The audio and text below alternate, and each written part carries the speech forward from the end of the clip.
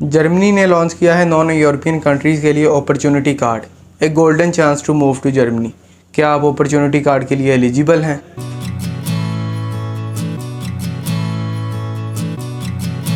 Welcome to fly to Germany. This is going to be detailed video about Chancenkarte और opportunity card. This is our first video of German work visa explained. इस वीडियो में हम बात करेंगे आखिर ये चांसन कार्टे है क्या, इस चांसन कार्टे के बेनिफिट्स क्या हैं और आखिर जर्मनी ने ये चांसन कार्टे क्यों लॉन्च की। क्या आप अपॉर्चुनिटी कार्ड की रिक्वायरमेंट्स को मीट करते हैं और ये पॉइंट बेस्ड सिस्टम क्या है।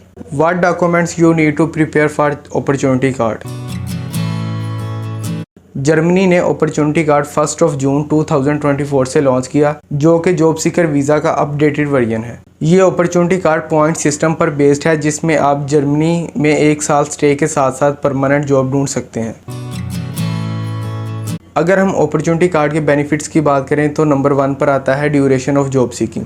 अपॉर्चुनिटी कार्ड का वीज़ा ड्यूरेशन 1 साल तक है, यानी आप जर्मनी में 1 साल स्टे के साथ साथ परमानेंट जॉब ढूंढ सकते हैं और अगर किसी वजह से आप जॉब ढूंढने में नाकाम रहें तो ये एक्सटेंडेबल है, जो कि इसका प्लस पॉइंट है। 2 साल एक्सटेंशन के बाद आपके पास टोटल 3 साल का ड्यूरेशन होता है कि आप जर्मनी में रहकर जॉब ढूंढ सकें और ये ड्यूरेशन मोर देन इनफ है। अगर तो आप स्ट्रगलिंग और मोटिवेटेड हैं तो आप इजीली जॉब ढूंढ सकते हैं। अपॉर्चुनिटी कार्ड का सेकंड बेनिफिट ये है कि you are allowed to work part time. इससे पहले जर्मनी में जॉब सीकर वीज़ा था, जिसमें आपको पार्ट टाइम वर्क अलाउ नहीं होता था और अपने एक्सपेंस मैनेज करने के लिए आपको ब्लॉक अकाउंट यूज़ करना पड़ता था। लेकिन अपॉर्चुनिटी कार्ड ने इस चीज़ को रिप्लेस कर दिया है। अब आप इंटरनेशनल स्टूडेंट्स की तरह जर्मनी में 20 आवर्स पर वीक तक काम कर सकते हैं और अपनी कॉस्ट ऑफ लिविंग को कवर कर सकते हैं। 20 आवर्स पर वीक काम करके आप मिनिमम 1000 यूरोस पर मंथ तक कमा सकते हैं, जो कि आपके एक्सपेंस को मैनेज करने के लिए मोर देन इनफ है। अपॉर्चुनिटी कार्ड का थर्ड बेनिफिट ये है कि आप अपॉर्चुनिटी कार्ड को वर्क वीज़ा या यूरोपियन यूनियन ब्लू कार्ड में कन्वर्ट कर सकते हैं, जो कि इसका एक बेस्ट ऑफ बेस्ट बेनिफिट है। अगर आप वर्क वीज़ा हासिल करने में कामयाब हो जाते हैं तो उसके 33 मंथ्स के बाद आप परमानेंट रेजिडेंस अप्लाई कर सकते हैं, लेकिन ब्लू कार्ड के साथ आप 21 मंथ्स में ही पीआर के लिए एलिजिबल हो जाते हैं। This is going to be the best benefit of opportunity card. अब हम बात करेंगे कि आखिर जर्मनी ने अपॉर्चुनिटी कार्ड क्यों लॉन्च किया। जैसा कि आप जानते हैं कि बहुत से European countries like Germany are facing shortage of skilled migrants, तो जर्मनी ने अपॉर्चुनिटी कार्ड की मदद से जॉब ढूंढना बहुत ईजी कर दिया है। जर्मनी में हॉस्पिटल्स, आईटी सेक्टर्स, इंडस्ट्रीज़ में काफ़ी स्किल्ड वर्कर की शॉर्टेज है, जिसकी वजह से उन्होंने अपॉर्चुनिटी कार्ड लॉन्च किया ताकि वो ज़्यादा से ज़्यादा लोगों को हायर कर सकें जो कि रिक्वायरमेंट्स पर पूरा उतरते हैं। आखिर इससे जर्मनी को क्या फ़ायदा होगा। ये एक म्यूचुअल रिलेशनशिप की तरह है, जिसमें जर्मनी की स्किल्ड माइग्रेंट्स की नीड पूरी होगी और हमें एक अच्छे डेवलप्ड कंट्री में जॉब करने का मौका मिलेगा। Now I am going to tell you what are the minimum requirements of getting चांसन कार्टे। हम बेसिकली 3 रिक्वायरमेंट्स की बात करेंगे, फाइनेंशियल रिक्वायरमेंट, एकेडमिक रिक्वायरमेंट और लैंग्वेज रिक्वायरमेंट। सबसे पहले हम बात करेंगे फाइनेंशियल रिक्वायरमेंट की। फाइनेंशियल रिक्वायरमेंट में आपने एम्बेसी को ये सबूत देना होता है कि आप फाइनेंशियली स्टेबल हैं और जर्मनी में चांसन कार्टे की बेस पर आने के बाद अपने एक्सपेंस इजीली मैनेज कर सकते हैं। ये फाइनेंशियल स्टेबिलिटी को शो करने के 2 मेथड्स हैं।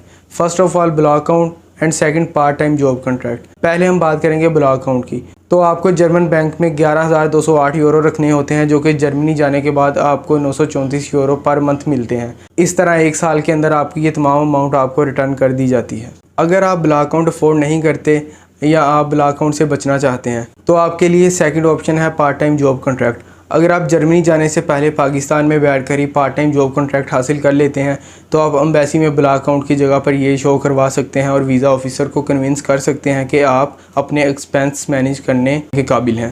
Getting a German part time job contract from your home country is little but difficult, लेकिन अगर आपके पास जर्मन लैंग्वेज है और आप कोशिश करते हैं तो इसमें कामयाब हो सकते हैं। अगर आपको ब्लॉक अकाउंट के रिक्वायरमेंट को पूरा करना पड़ता है तो फिर भी जर्मनी जाने के बाद आप अपना ब्लॉक अकाउंट सेव कर सकते हैं, जैसे कि most of international student Germany में करते हैं, क्योंकि आपको part time 20 hours per week का वर्क अलाउ होता है। फाइनेंशियल स्टेबिलिटी शो करने का थर्ड मेथड जो कि कुछ लोगों के लिए अप्लाई होता है वो है कि आप स्पॉन्सर लेटर की मदद से अपनी स्टेबिलिटी शो कर दें। अगर आपका कोई क्लोज रिलेटिव जर्मनी में रह रहा है तो वो आपको स्पॉन्सर कर सकता है और उसका दिया हुआ डॉक्यूमेंट आप एम्बेसी में दिखाकर इस रिक्वायरमेंट को पूरा कर सकते हैं। दूसरे नंबर पर अगर हम एकेडमिक रिक्वायरमेंट की बात करें तो सबसे अहम रिक्वायरमेंट ये है कि आपके पास बैचलर्स, मास्टर्स या फिर वोकेशनल ट्रेनिंग हो, जिसे हम डिप्लोमा भी कहते हैं, लेकिन शर्त यह है कि ये क्वालिफ़िकेशन जर्मनी में रिकॉग्नाइज्ड हो। अगर हम लैंग्वेज रिक्वायरमेंट की बात करें, या तो आपके पास जर्मन लैंग्वेज A1 लेवल तक हो और या आपके पास English language minimum B2 level तक हो, फिर ही आप अपॉर्चुनिटी कार्ड के लिए क्वालिफाई कर सकते हैं। अब हम डिस्कस करेंगे कि इस पॉइंट बेस्ड सिस्टम का क्या रोल है। ये सिस्टम पॉइंट्स की बेस पर कैंडिडेट को असेस करता है कि आया ये कैंडिडेट अपॉर्चुनिटी कार्ड के लिए क्वालिफाई करता है या नहीं। आपको अपॉर्चुनिटी कार्ड हासिल करने के लिए 6 पॉइंट्स स्कोर करना पड़ते हैं और ये 6 पॉइंट्स डिफरेंट फैक्टर पर बेस्ड हैं, like education, work experience, language skills, age and your ties to Germany. अगर तो आपकी डिग्री या डिप्लोमा जर्मनी में फुली रिकॉग्नाइज्ड है तो आपको 6 पॉइंट मिलते हैं, यानी you are good to go to get opportunity card. Fully recognised का मतलब ये है कि आप जर्मन एवेल्यूएशन क्राइटेरिया को मीट करते हैं, यानी कि आपका इंस्टीट्यूशन और आपकी डिग्री दोनों जर्मनी में फुली रिकॉग्नाइज्ड हैं। और अगर आपकी डिग्री पार्शली रिकॉग्नाइज्ड है तो आपको 4 पॉइंट्स मिलेंगे। और डिग्री रिकॉग्निशन के मतलब मैंने एक अलग वीडियो बनाई हुई है जिसका लिंक डिस्क्रिप्शन में मौजूद है, आप उससे देख सकते हैं कि एनाबिन डेटाबेस पर अपनी डिग्री को कैसे असेस किया जा सकता है। अब हम बात करेंगे वर्क एक्सपीरियंस की। If you have 5 years of work experience in last 7 years of your qualification, then you qualify for 3 points. If you have 2+ years of experience within last 5 years of your qualification, then you will get 2 points. अब हम बात करेंगे कि language की base पर किसको कितने points मिलेंगे।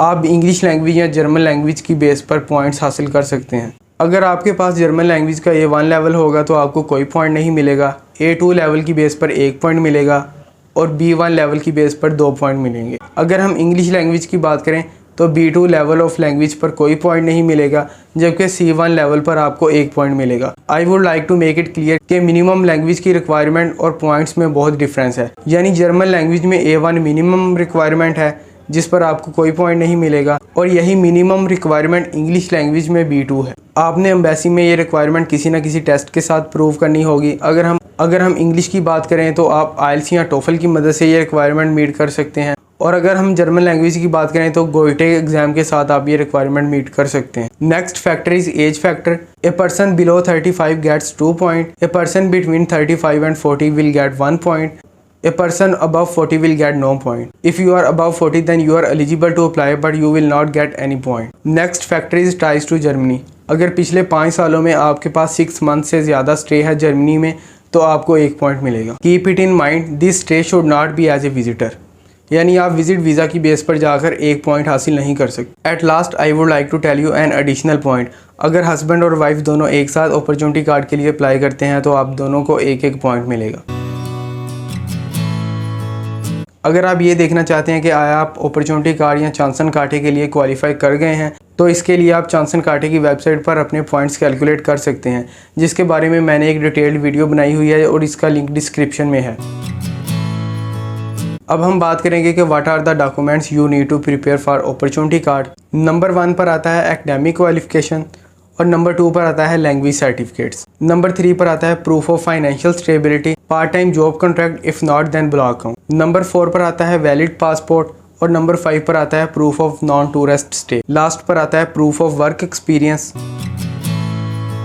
One of the important news I would like to share कि जिन लोगों ने ऑलरेडी एम्बेसी में जॉब सीकर वीज़ा के लिए इंटरव्यू दिए हैं लेकिन अभी तक उनका वीज़ा रिसीव नहीं हुआ, तो उनको अपॉर्चुनिटी कार्ड रिसीव होगा, क्योंकि इन चेंजेस के बाद जर्मनी ने जॉब सीकर वीज़ा बिल्कुल ख़त्म कर दिया है। अब उनको भी जॉब सीकर वीज़ा की जगह अपॉर्चुनिटी कार्ड ही रिसीव होगा। और पासपोर्ट पर लगा ये अपॉर्चुनिटी कार्ड कैसा होगा ये आप अपनी स्क्रीन पर देख सकते हैं।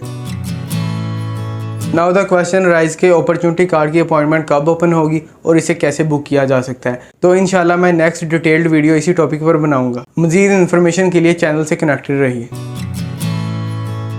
अगर आपको इस वीडियो से कोई हेल्प मिली तो आप वीडियो को लाइक करें और अपने दोस्तों के साथ शेयर करें, और चैनल को सब्सक्राइब करके बेल आइकन को ज़रूर प्रेस करें, क्योंकि इससे हमारी हौसला अफजाई होती है। हमारा एम है कि हम अगली वीडियोस में जर्मन वीज़ा प्रोसेस को A to Z कवर करें। हमने ऑलमोस्ट 150 टॉपिक्स शॉर्टलिस्ट किए हुए हैं और आने वाले दिनों में उन सब पर वीडियोस बनाएंगे। सो अगर आप भी जर्मनी मूव करना चाहते हैं तो हमारे साथ कनेक्टेड रहें, चैनल को सब्सक्राइब करें, बेल आइकन को प्रेस करें ताकि आने वाली तमाम वीडियोज़ का नोटिफिकेशन आपको मसूल हो सके। और अगर इस वीडियो के बारे में आपकी कोई भी क्वेरी है तो कमेंट सेक्शन में ज़रूर पूछें। Thanks for watching this video.